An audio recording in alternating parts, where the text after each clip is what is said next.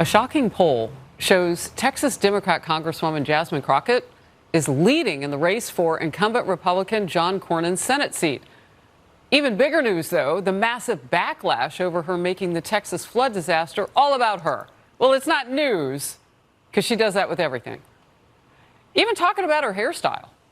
That's an odd mix of topics. That was Fox News reporting on the fact that progressive and outspoken Texas Representative Jasmine Crockett is currently leading in the poll for Republican Senator John Cornyn's seat. But of course, Laura Ingraham immediately had to deflect from that story by attacking Crockett directly. But that aside, Cornyn is seen as the less offensive of our two Texas senators, which is easy to achieve when the other Texas senator is, of course, Ted Cruz. However, Cornyn is actually being primaried by Republican Texas Attorney General Ken Paxton, who believes that Cornyn is not MAGA enough for Texas. And when that story first broke about Paxton running for Cornyn's seat, I was interested to see how that particular race would play out. Would Texan Republicans lean more into Cornyn, who represents more of an old school Republican, or would they go full MAGA and just fall in line behind Paxton, who is objectively terrible? Cornyn to me appeals to the Republican voters who don't love Trump or Ted Cruz, but they're just conservative. Like, they're the ones who identify with the John McCain-esque Republicanism. The Republicans who may have voted for Trump 3 times, but in their minds, they are not a part of the crazy MAGA/QAnon crowd, even though functionally they are exactly the same as them. But as far as a Democrat taking the seat, well, Democratic Texans have been burned before. Beto O'Rourke came dangerously close to taking Ted Cruz's seat in 2018. He lost by a margin of just 2.6%,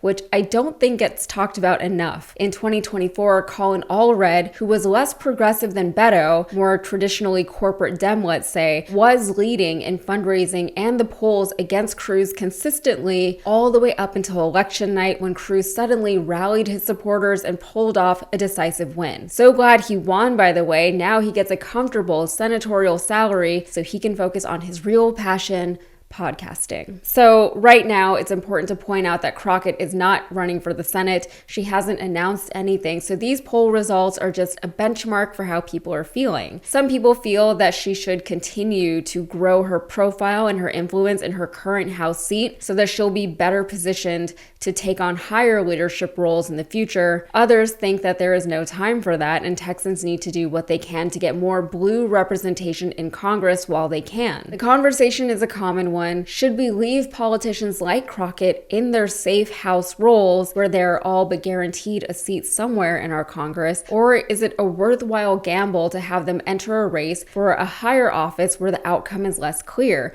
where we could potentially just lose them being in Congress completely, like we've already lost Colin Allred and Beto O'Rourke? The poll was conducted by the National Republican Senatorial Committee, which backs Cornyn, and the poll determined who of the certain Texas Democratic potentials the people are favoring. Crockett took the lead with 35% of support, Colin Allred got 20%, and both Beto O'Rourke and Joaquin Castro got 13%. Of those 4 people, only Allred has announced a 2026 senatorial bid. And for the NRSC to release these poll results, some are speculating that this is all just an effort to scare Republicans into donating to Cornyn's campaign, and there is nothing scarier to Republican voters than an outspoken, intelligent Black woman. Another poll conducted by the University of Texas at Tyler showed Crockett with 30% support. However, when asked who had the better chance of beating a Republican for the seat, Allred got 34%, while Crockett just got 27%. That said, the Houston Chronicle just reported that Crockett has raised more than any other Texas lawmaker in Congress.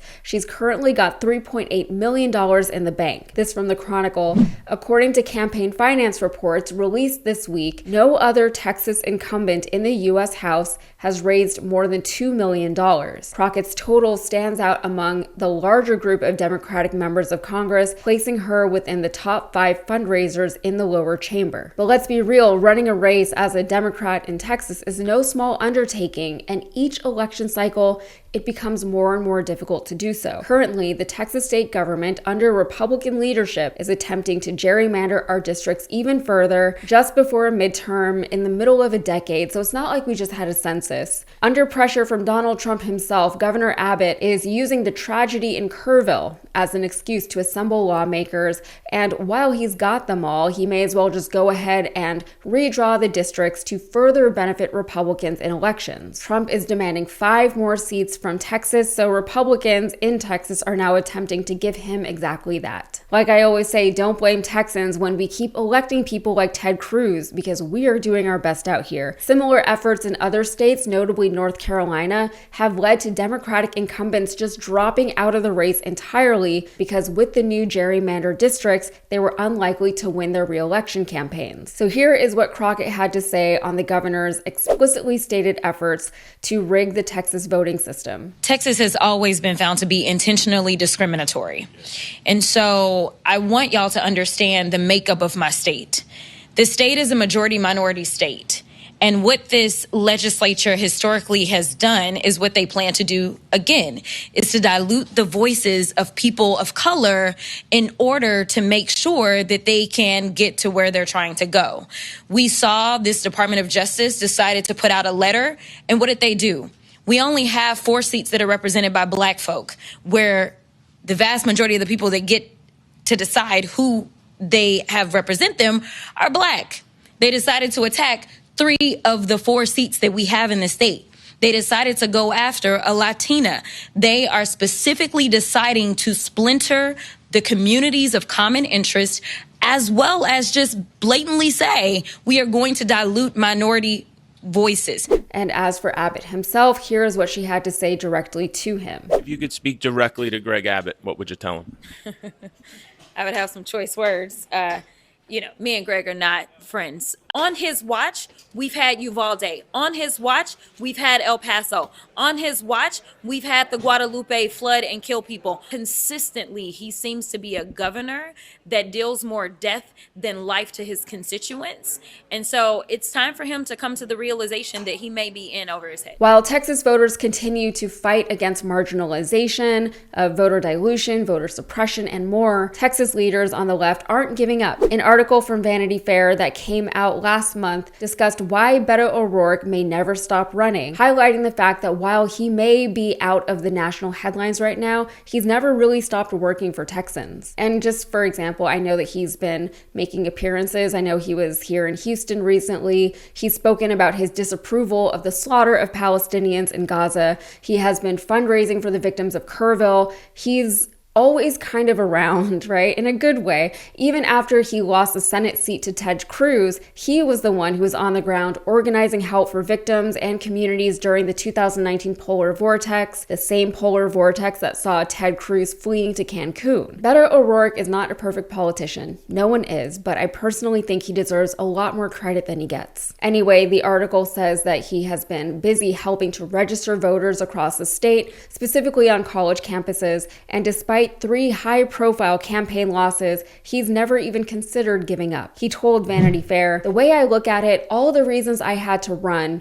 how much Greg Abbott and Donald Trump, the status quo, were hurting the people of the state, people that I've met and people that I care about, the abortion ban, the voucher scam that's draining public schools, the fact that it's harder to see a doctor here, that it's harder to register to vote. If those things are important to me as a candidate, then they don't stop being important when I'm not a candidate." Now, I am not subtle about the fact that I don't love living in Texas. I would love to move out of here yesterday, years ago, but for a few reasons, I'm still here. But at the same time, I want better for Texas. I want better for these people. And as draining as it can be to be constantly reminded that despite living in a major American city, I still live in the evangelical conservative South, it's honestly so comforting to know that strong, forward-thinking, and actually empathetic voices are out there somewhere. That communities are organizing to support their people, that not everyone is closing their eyes to the corruption of our state government. And that doesn't mean that I'm out here trying to change Texas or its culture. I respect the culture. It's not for me, but I understand that I am the one that's displaced, not them.